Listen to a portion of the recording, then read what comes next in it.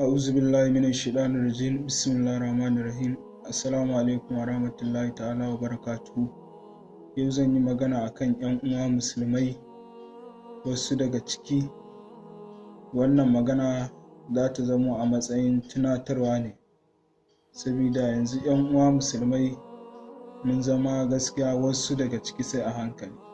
Kuna tare da mutane kakan nusar da su gaskiya da kuma duk wani abin da ya shafi ɗan uwa musulmi akan ka gaya musu wannan abu da wani yake kai ko kaga ana aikatawa ba daidai ba ne, amma dalili shine kana da hujjojinka kuma su ma sun san waɗannan hujjojin naka hujjoji ne masu kyau, amma saboda ko tunanin kai ba malami ba ko kai baka kai ba sai su ƙi karɓan wannan gaskiyan su ta musu da kai.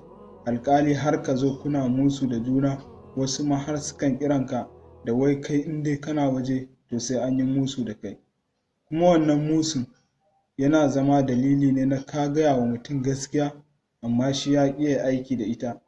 To gaskiya 'yan uwa mu ɗan gyara halinmu, saboda wannan ba halin mutane na kirki ba ne.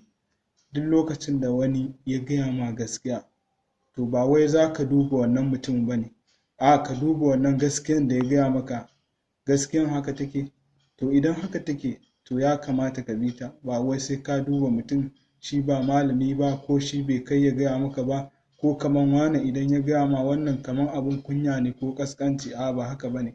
Ita gaskiya in an gaya ma ita to dole ka yi aiki da ita ka ɗauka.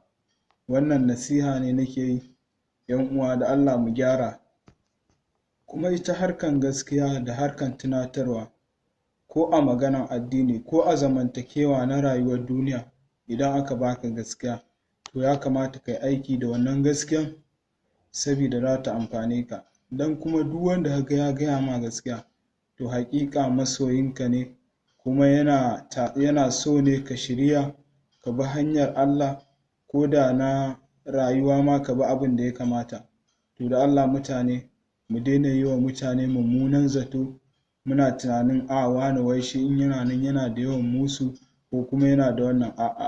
In dai mutum ya gaya ma za ka tambaye shi me hujjanka, idan ya baka hujja to da Allah ka karɓa, saboda wannan tunatarwa ne ga masoya wanda muke tare da su yau da kullum, da har ma waɗanda ba ma tare da su. Mu kuma muna fatan duk wanda muka ɓata wa rai to da Allah muna ba shi haƙuri da ya haƙuri, mu kuma wanda ya yafe mana akan irin wannan maudu'i to gaskiya mun yafe mai har zuciyarmu. Wassalamu alaikum wa rahmatullahi ta'ala wa barakatuhu.